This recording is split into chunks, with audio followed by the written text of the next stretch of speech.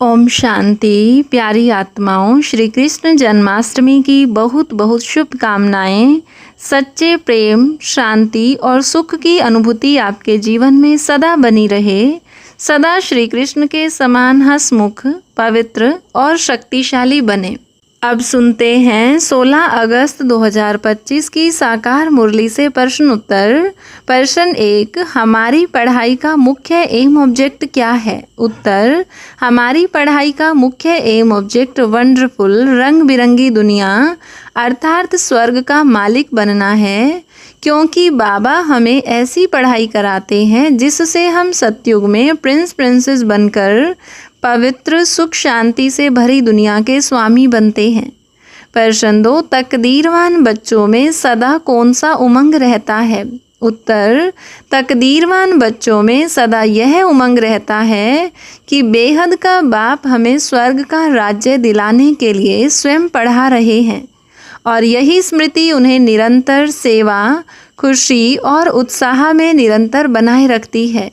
प्रश्न 3, इस युद्ध के बाद क्या होगा? उत्तर, इस युद्ध के बाद स्वर्ग के द्वार खुलेंगे और पवित्र दुनिया की स्थापना होगी, क्योंकि यह संगम युग का युद्ध पुराने विश्व का अंत और नए सतयुगी विश्व का प्रारंभ करता है। प्रश्न 4, श्री कृष्ण को वंडर ऑफ वर्ल्ड का प्रिंस क्यों कहा जाता है? उत्तर, श्री कृष्ण को वंडर ऑफ वर्ल्ड का प्रिंस इसलिए कहा जाता है क्योंकि सतयुग में वही पवित्र, सुंदर और पूर्ण 16 कला का प्रथम युवराज था, जो देवता जीवन के सर्वोच्च सुख और शांति का प्रतीक है। प्रश्न 5, श्याम सुंदर का अर्थ क्या है? उत्तर, श्याम सुंदर का अर्थ है कि जब आत्मा कामचिता पर बैठती है तो काली अर्थात अशुद्ध हो जाती है, और जब योग चिता पर बैठती है तो गोरी अर्थात पवित्र बनती है।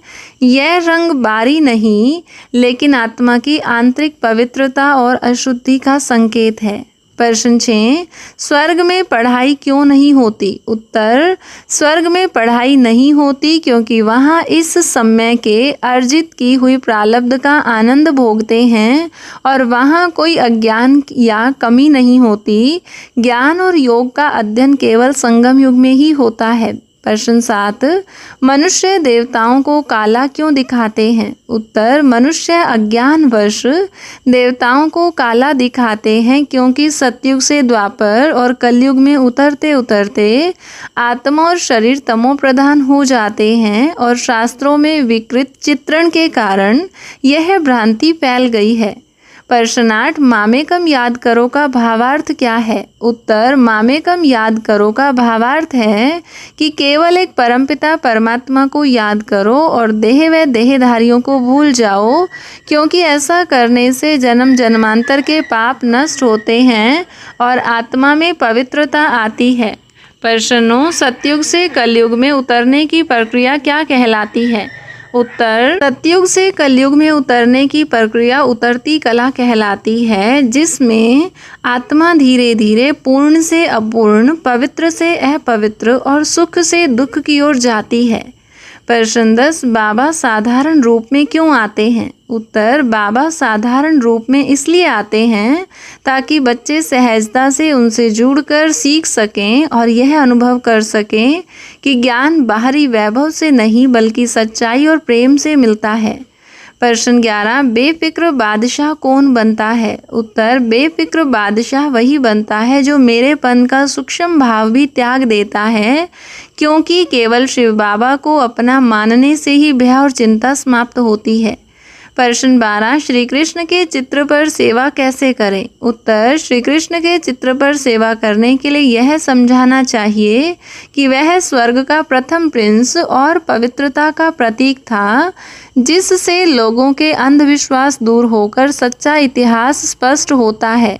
प्रश्न 13, राखी किसी भी समय क्यों बांधी जा सकती है? उत्तर, राखी किसी भी समय बांधी जा सकती है क्योंकि पवित्रता का संकल्प किसी विशेष तिथि पर निर्भर नहीं होता, यह आत्मा की स्थायी स्थिति होनी चाहिए। प्रश्न 14, देवताओं को शाम कब कहा गया? उत्तर, देवताओं को शाम तब कहा गया जब आत्मा रजो तमो में आकर गुणहीन हो गई आध्यात्मिक पतन का सूचक है। प्रश्न 15, बाबा की सेवा न करना किसके समान है? उत्तर, बाबा की सेवा न करना ऐसा है जैसे अंधे बने रहना, क्योंकि सेवा ही आत्मा की जागरूकता और भाग्य जागरण का प्रमाण है। प्रश्न 16, सतयुग को परिस्तान और कलयुग को कब्रिस्तान क्यों कहते हैं? उत्तर, सतयुग को परिस्तान और कलयुग को कब्रिस्तान इसलिए कहते हैं क्योंकि सतयुग में आत्मा और शरीर दोनों पवित्र और जीवनमय होते हैं, जबकि कलयुग में आत्मा पतित होकर मृत समान हो जाती है। हर रोज़ की मुरली से प्रश्नोत्तर सुनने के लिए चैनल को सब्सक्राइब करें और बेल आइकन ज़रूर दबाएं। वीडियो को दूसरे भाई बहनों के साथ शेयर ज़रूर करें। ओम शांति।